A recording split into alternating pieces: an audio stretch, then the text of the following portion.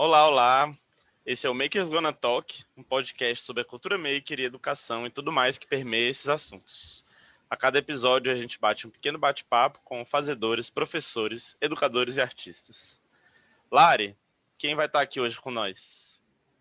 Oi, gente, boa noite. Meu nome é Larissa, sou integrante dessa equipe maravilhosa do Thomas Maker e eu vou chamar aqui a Sora, nossa Soralina. Oi, Lari, tudo bom? Que bom estar com você aqui nesse podcast, né? Sempre que a gente se encontra, né? Boa noite, bom dia ou boa tarde, galera, onde quer que você esteja nos ouvindo hoje.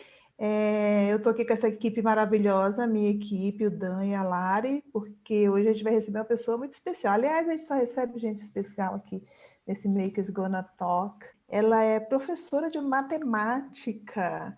Mas é uma professora de matemática, não é uma matemática qualquer, ela é uma professora de matemática criativa.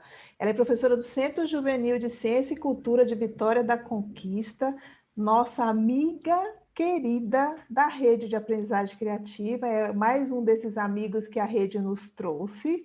Adriana Souza, seja muito bem-vinda ao nosso Makers Gonna Talk.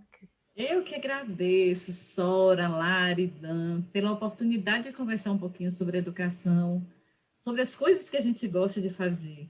Eu que fico muito feliz mesmo de estar aqui com vocês. Esses bate-papos tão maravilhosos para inspirar, sabe? E matemática criativa, com certeza, vai inspirar muito professor por aí. Também a gente tenta, né, fazer um pouquinho. Também acho que hoje muito professor, muito educador aí vai se inspirar com as experiências e a troca que a Dri vai ter conosco hoje. Dri, eu queria que você falasse um pouquinho de você, né? Do que você faz aí no CJCC de Vitória da Conquista, o que você inventa aí, que é essa história de matemática criativa? Que bicho é esse? Do que ele vive? Do que ele se alimenta? É o seguinte, Sora, desde que, na verdade, eu me formei, que já faz um tempinho, o que acontece? A gente tenta, porque a matemática é vista pelas pessoas, de modo geral, né, da sociedade, até da escola também, como algo ruim, como algo que reprova. E eu sempre fui contra essa maré, sabe? Eu sempre quis deixar a matemática mais próxima dos alunos, dos estudantes. E o que a gente faz? A gente tenta realmente propor situações onde o estudante perceba que a matemática, primeiro, está em tudo. Se a gente hoje consegue se comunicar à distância, porque eu estou aqui na Bahia, vocês aí em Brasília, se a gente hoje consegue se comunicar, isso também se deve à matemática. Então, é esse reconhecimento de fato que a matemática está em tudo e que estudar matemática não precisa ser chato. Pode ser agradável, pode ser algo que muitas vezes a gente já faz e não percebe que é matemática, né? Se a gente faz uma receita de bolo, por exemplo, além de outros elementos, a matemática está ali presente. Isso aí só para ter um exemplo bem simples e bem corriqueiro de casa. Então, a matemática, a gente tenta colocar de uma forma próxima do aluno e que seja agradável também. Tem que ser uma matemática criativa e, como o Lari falou, maravilhinda. Sim, e começar que eles percebam, né, que é gostoso, que está em tudo e que nasce daí várias possibilidades. Porque matemática é um desafio. Para mim, pelo menos, matemática é um desafio. Mas vendo por esse ponto de vista, acho que eu vou chamar minha filha para assistir. Porque realmente está em tudo. Está em tudo, literalmente. E um dos desafios que a gente coloca, por exemplo, numa das atividades que a gente propõe para os alunos, é dizer assim, olha, se a matemática sumisse, se os números sumissem, e aí? Como é que a gente ia se virar? Então, quando eles se veem desse jeito, não, eu falo, mas eu quero enviar uma carta para vocês aí. Não, então eu quero me comunicar com vocês. Não, professor, liga. Não, mas lembra que não tem telefone nessa situação, porque não tem número, não tem nada relacionado aí. E agora? Aí que eles percebem, de fato, que a matemática é importante, não somente a questão da daqueles algoritmos, que matemática é muito mais do que algoritmo, não é só 1 mais 1 é 2, sabe? É a leitura muito de além mundo, disso. né, Dri? É muito além disso. Uhum, muito E um dos legal. cursos que a gente tem no Centro Juvenil é exatamente esse. 1 mais 1 é mais que 2. Me conta um pouquinho mais. No curso 1 mais 1 é mais que 2, a gente propõe situações onde a gente vivencia matemática de modo prático. Então, como eu falei, a receita do bolo, como eu falei, essa proposta inicial realmente dizer assim, poxa, os números sumiram, e agora? O que a gente faz?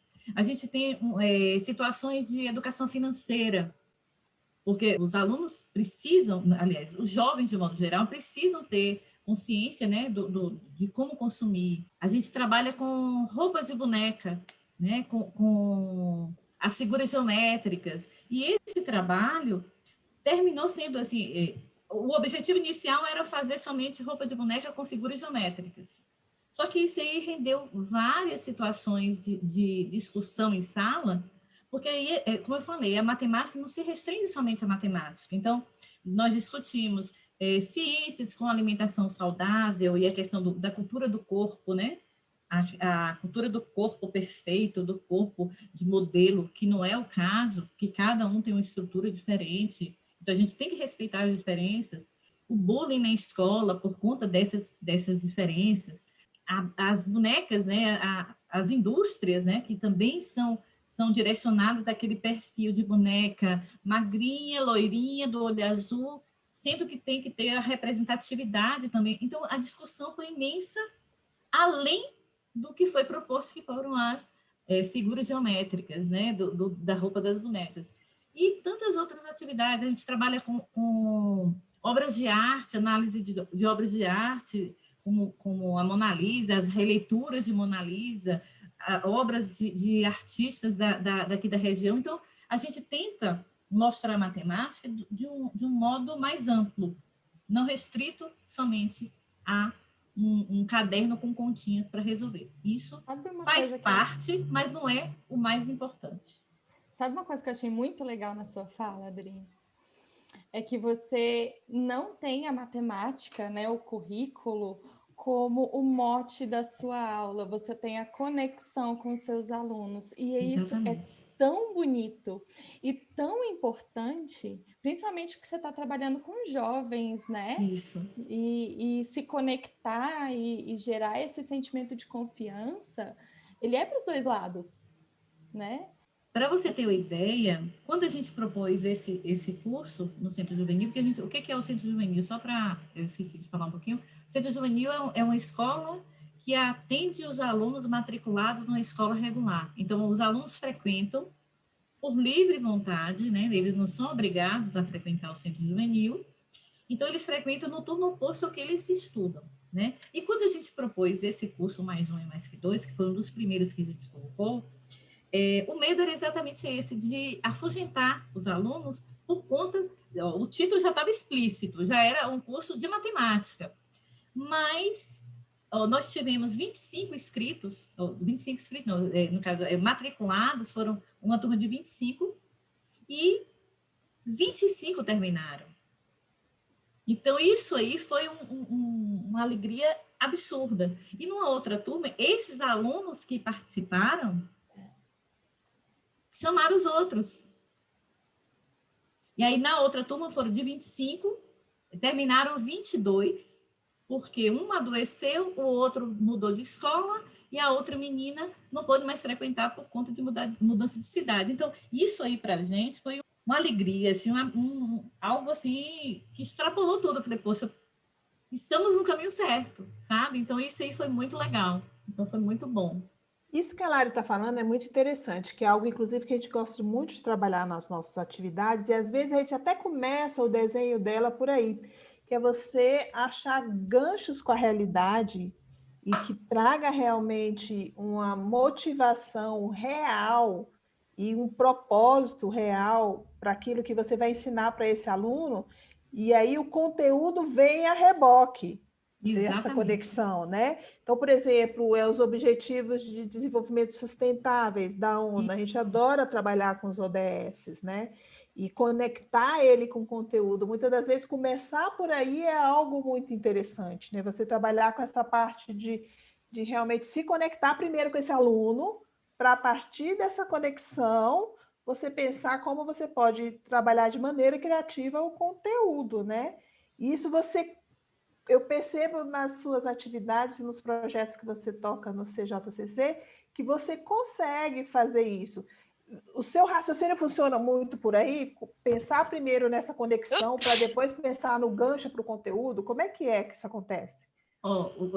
Uma coisa que é essencial para a gente lá no Centro Juvenil é ouvir o aluno, sabe? Muitas vezes a gente vai para a escola mesmo, independente dos cursos que a gente trabalha, a gente vai para a escola. O que eles querem que a gente faça para que a gente possa elaborar a partir da demanda dele?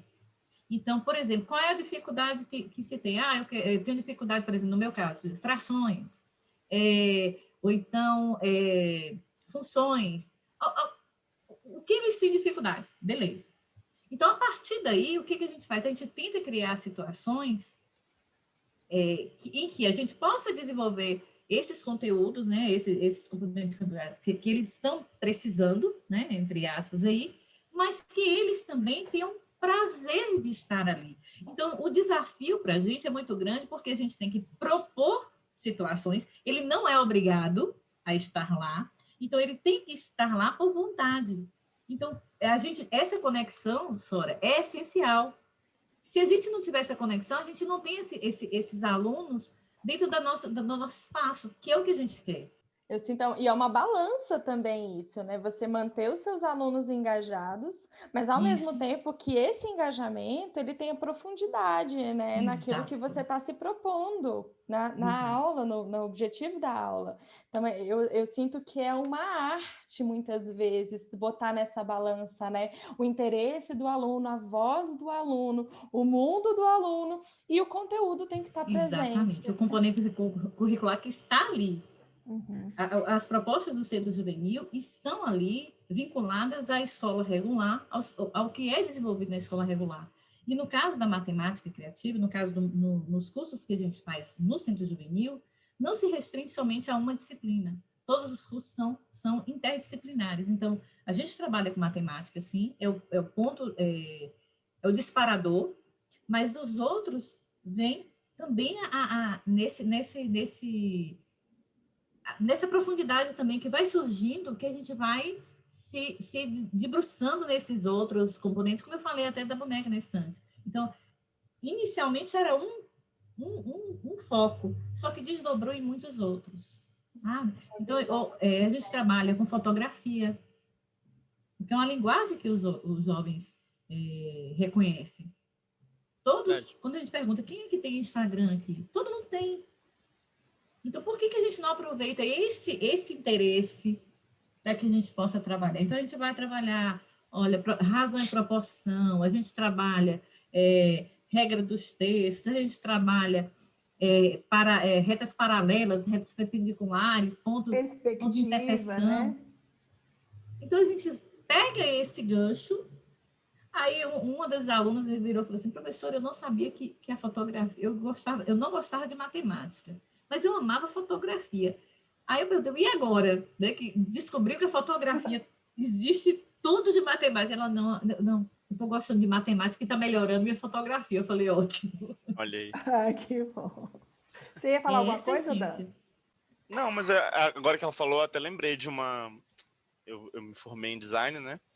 E uma das melhores aulas que eu tive de design foi de tipografia, que é desenho de letras, né? Que inclusive tem muito de matemática, mais de desenho geométrico, no caso. Né? Que uma letra é destrinchada em várias curvas e retas, enfim. E uma das melhores aulas que eu tive foi misturando fotografia também. Foi um professor que levou a gente para passear pela cidade e prestar atenção nas letras que a gente não presta atenção. Tipo, uma das mais legais, por exemplo, foi tampa de bueiro. Que a gente, tirando foto de letreiro de loja, de placa de trânsito, de tampa de bueiro.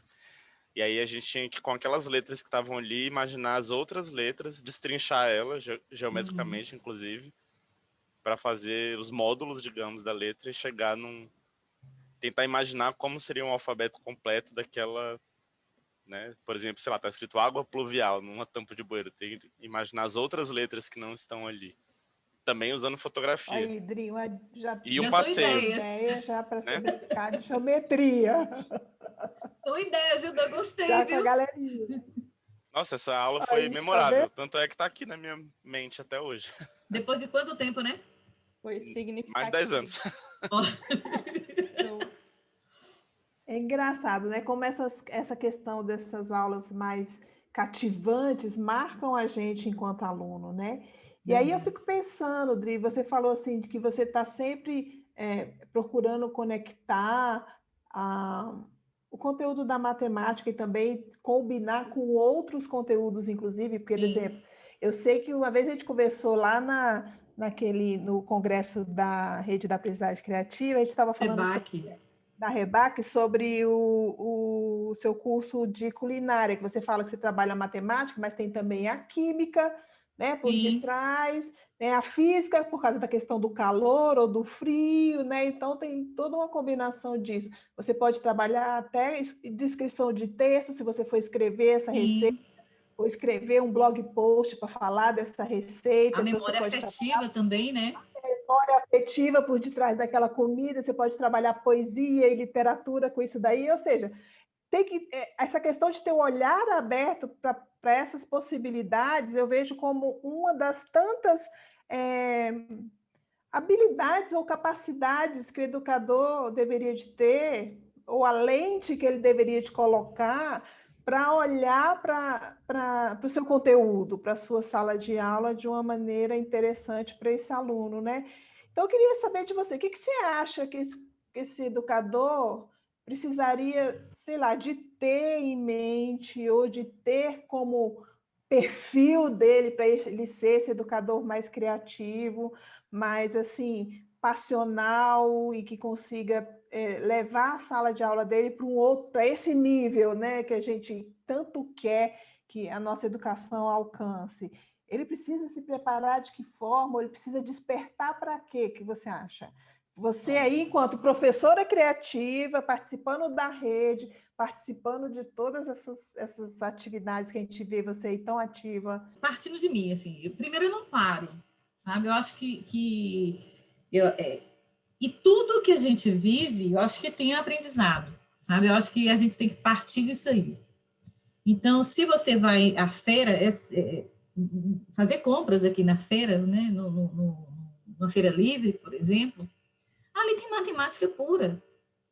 Então, assim, a gente tem que ter abrir os olhares, sabe, Sora? Eu acho que a gente tem que se despir mais daquele conteúdo acadêmico que a gente formou e tudo mais. Não é que ele não é importante, é extremamente importante, mas não é o suficiente, sabe? Porque muitas vezes a gente vai para uma sala de aula daquele professor que sabe muito, isso é inquestionável, mas não tem aquela conexão com o aluno.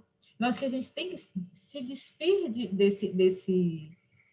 dessa rigidez acadêmica para ir de uma forma mais maleável e perceber se a gente está assistindo uma série de TV, a gente está se divertindo. Mas também a gente pode, também, nesse mesmo momento que a gente está se divertindo, a gente pode fazer conexão com o que a gente trabalha.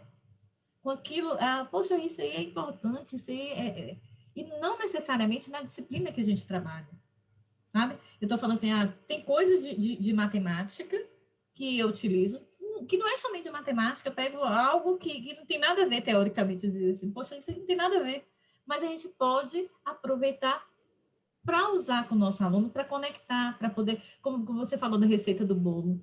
Poxa, tá, a receita do bolo tem matemática ali, mas tem outras coisas que a gente faz ali, tem a questão do afeto, poxa, que nunca gostou do bolinho da vovó ali, tomando um cafezinho e tal, tem aquela memória.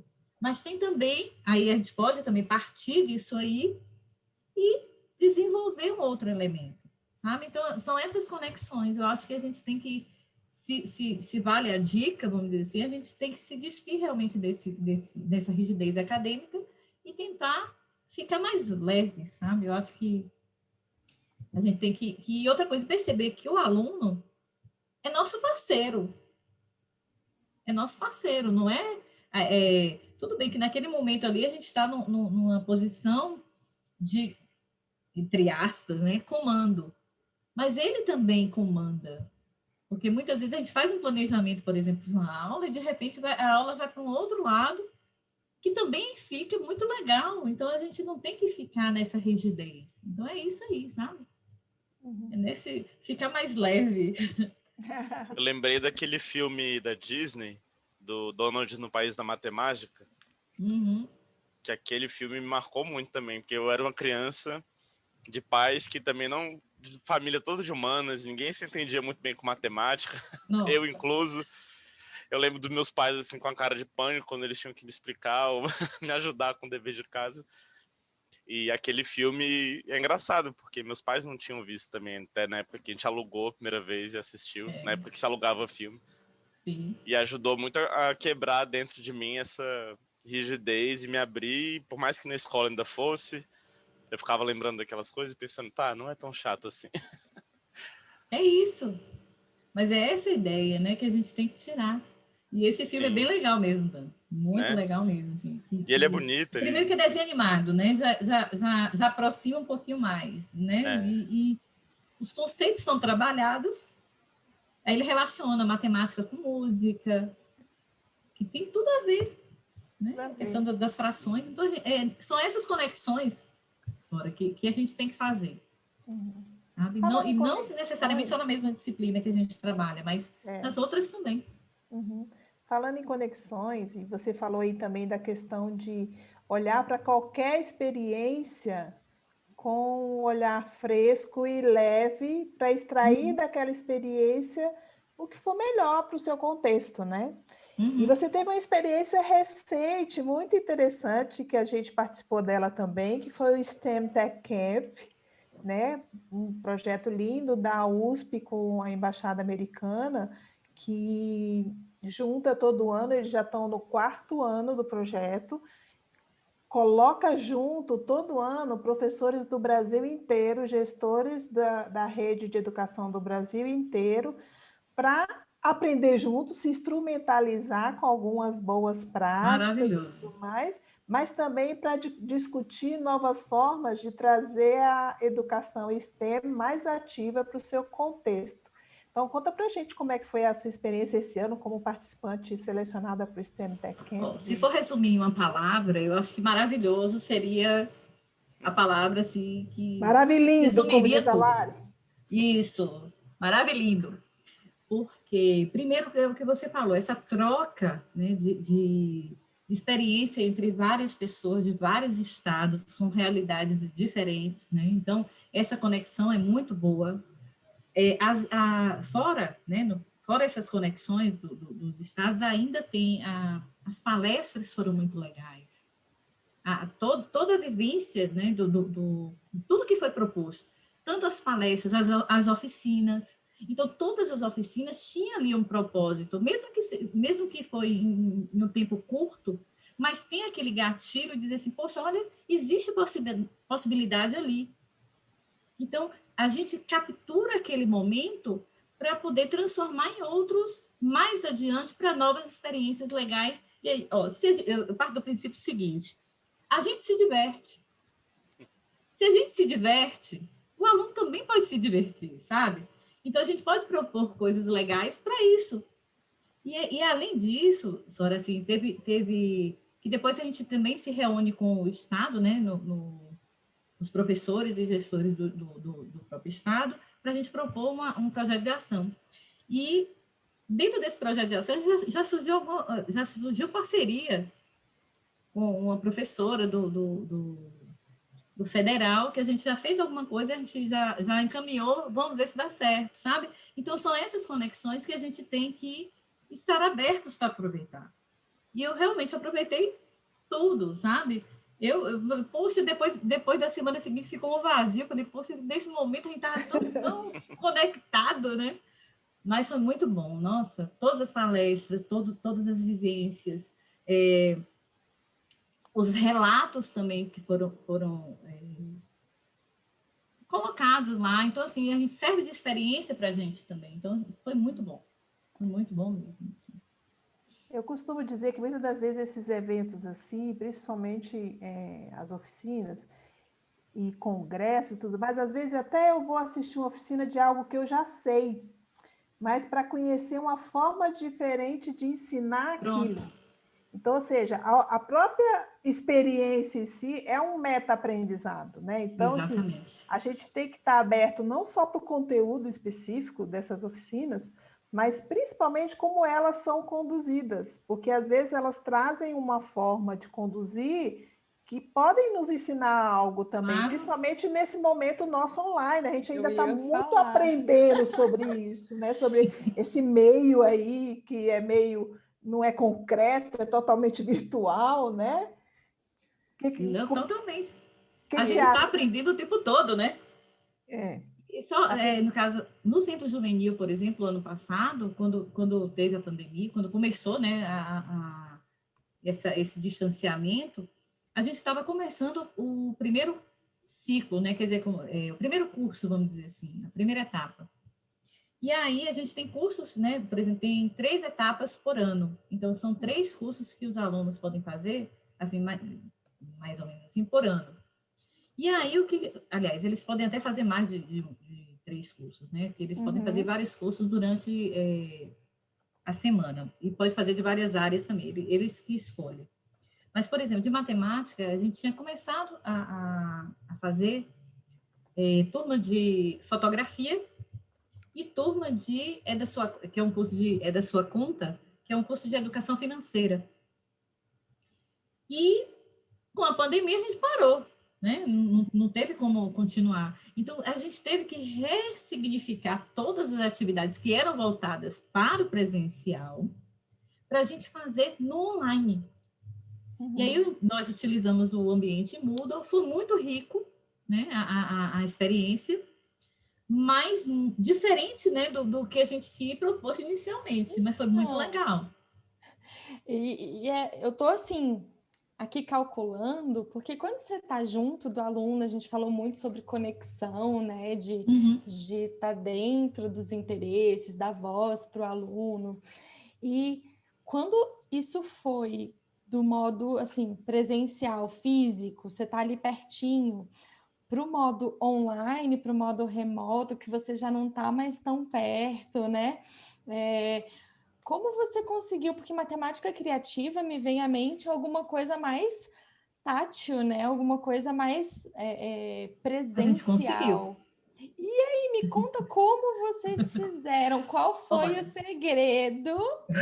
na verdade, é o seguinte, o que a gente não fez aula remota, sabe? A gente não utilizou, por exemplo, a gente tinha os encontros como a gente está tendo aqui, só que nesses encontros era exatamente esse bate-papo, essa troca de experiência, era o que deu certo, o que não deu certo, como é que a gente podia ajudar. Então, era um momento que a gente fazia essa conexão. Essa conexão afetiva era feita nesse momento.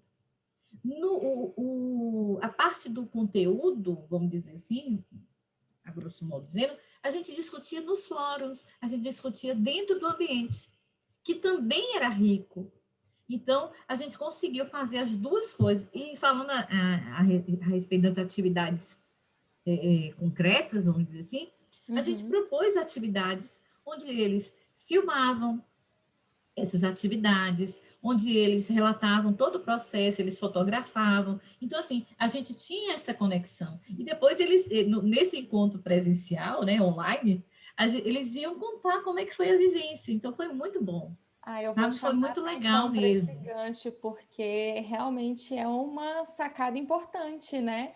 Usar o face-to-face, como a gente chama, né? Usar o momento cara a cara, mesmo que de modo remoto, para conectar, para fazer Isso.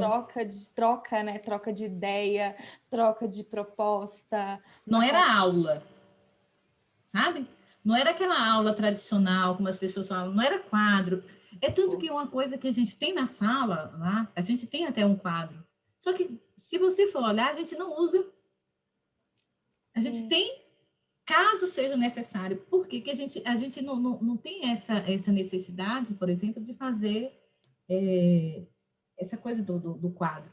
Ou a algo gente faz junto com expositivo, eles né? nas mesas, ou a gente faz com do jeito que você falou, face to face, sabe?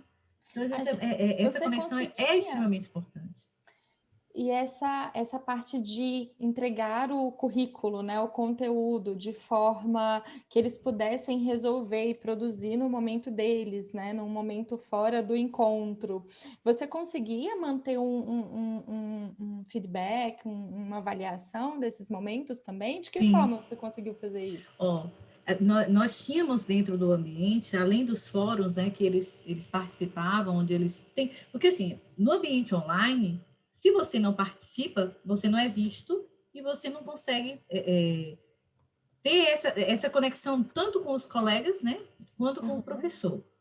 E um outro espaço, porque o fórum era aberto, todo mundo via. Mas tinha um outro espaço no diário, que era um diário online, onde o professor e o aluno tinham aquela conversa particular, vamos dizer assim.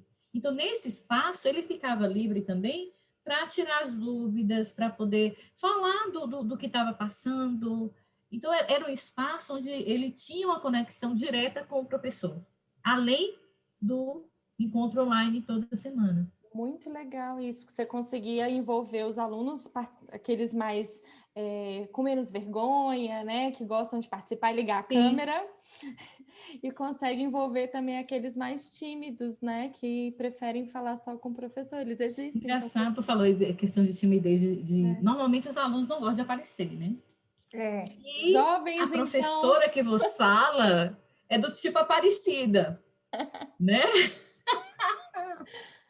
Então, o que acontece? Eu sempre gostei de... Não, falei, gente, por favor, vamos pelo menos... Cada encontro, a gente tinha um registro. Então, eu pedia para eles, nesse momento, também abrir a câmera, mesmo que por um instante, para poder, pelo menos, fazer um registro.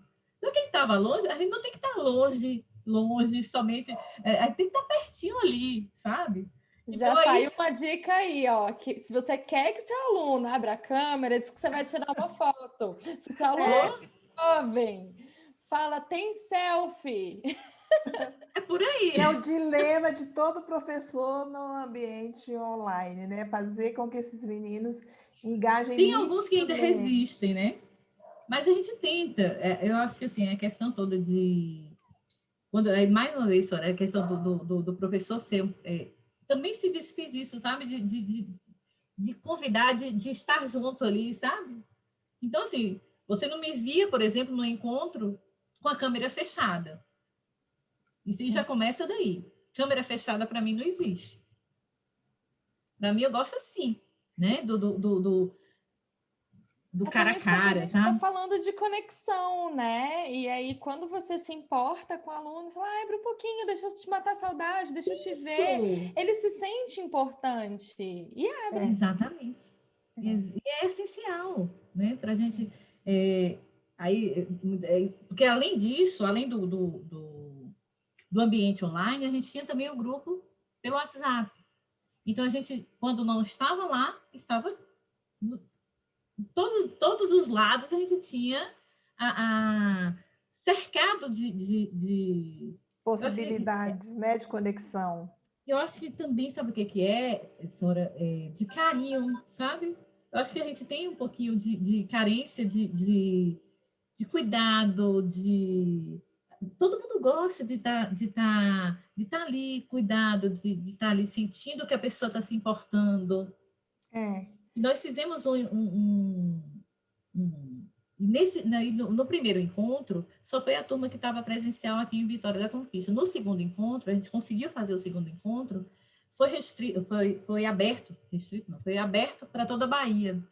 E daí eu tive alunos de lugares que, se fosse presencial, eu não teria oportunidade de conhecer. A gente teve essa diferença também quando a gente foi para o remoto, que a gente achou mega interessante. A gente consegue atender mais alunos, né? A gente consegue e de diferentes realidades, você aprende também.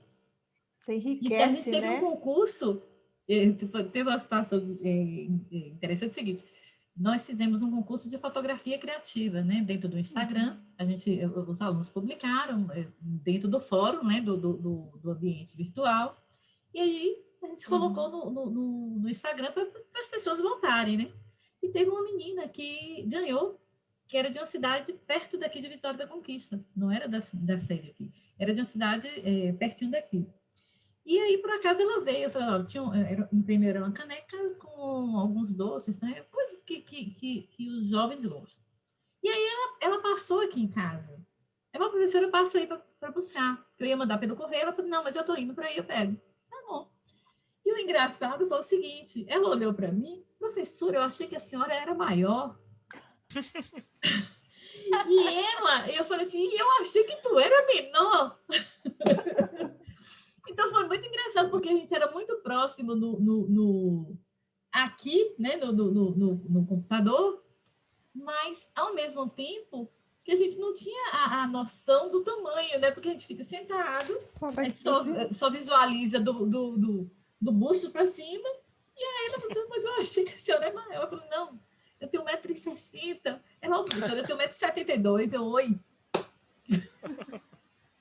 Então tá, né? Foi muito engraçado esse episódio. Ai, que interessante. Lari, você tem mais alguma pergunta para fazer para a Diana? Mais alguma curiosidade? Eu estou aqui com algumas ainda querendo saber dela. Eu tenho uma pergunta sim aqui, mas eu estou querendo deixar mais para o final. É que assim, a gente está vivendo um momento onde está se discutindo cada vez mais o ensino híbrido, né? Essa misturinha aí do presencial com remoto e vários outros modelos que estão se estabelecendo por aí. Com essa experiência de levar a matemática criativa, o seu projeto para o módulo remoto. E aí, a minha pergunta, Adri, é: o que você sentiu desse novo formato do remoto do seu projeto? E se você pensa assim, em continuar estudando uma forma híbrida de fazer isso, se vale a pena? A gente tem que se adaptar ao que está posto, né? Então, assim, voltar para o presencial agora, para poder a gente continuar. Assim, é aquela coisa, o presencial, para quem trabalha em sala de aula, é sempre mais gostoso, por conta do contato, por conta do afeto, por conta daquele abraço, sabe? Que gente que é muito pele.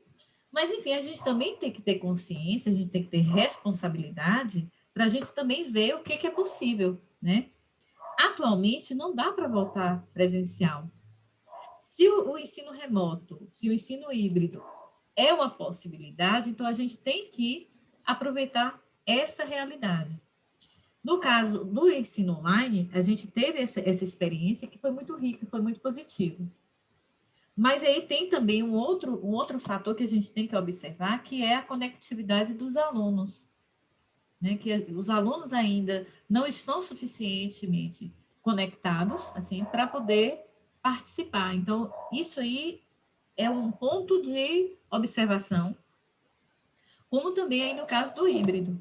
Então, a gente está caminhando realmente para uma educação que mescle realmente esses momentos online e quisera seja logo os momentos presenciais, mas mesmo assim com uma responsabilidade além do que a gente está. Se a gente tinha responsabilidade antes, agora a gente tem que ter muito mais, né? Porque saúde a gente não pode brincar de forma nenhuma. Mas em relação à questão de aprendizagem, eu acho que a gente tem que ter essa responsabilidade também, né? De propor situações onde os alunos, tanto no presencial, quanto no online, quanto nessa mescla do híbrido, a gente tem também que ter porque só online é cansativo, então a gente tem que ter um equilíbrio, sabe? Como eu falei antes, né, a questão do curso online, quando nós fizemos, a gente teve também o cuidado de colocar atividades mão na massa para poder equilibrar. Então, a gente teve poxa, por que não exercer esse contato, né, com materiais, né, não necessariamente digitais, para poder fazer e aprender um pouquinho mais. Então, a gente tem essa possibilidade. Então, aprender de uma maneira legal, de uma maneira criativa, de uma maneira que ele também, os alunos exerçam também o protagonismo de dizer, poxa, eu quero fazer algo, e nesse fazer algo ele tem que também ver o professor como parceiro. Então é isso que a gente tem que ver, né, mais adiante mesmo. Dizer, poxa, Legal. eu quero fazer algo diferencial para a minha realidade, então vamos lá, vamos junto. Legal Essa quando é outra puder ser vertente os que a gente dois, trabalha. né? Uhum. Legal nessa visão, quando puder englobar os dois, né? Fazer presencial, fazer remoto e fazer com que os fóruns sejam no momento que ele puder fazer e que ele continue engajado e continue Exatamente. Então a gente tem que realmente abraçar aguardando esse momento também. Não tem jeito, é aquela coisa assim que a gente olha assim, poxa, não tem como. A gente tem que realmente ter a consciência que eu acho que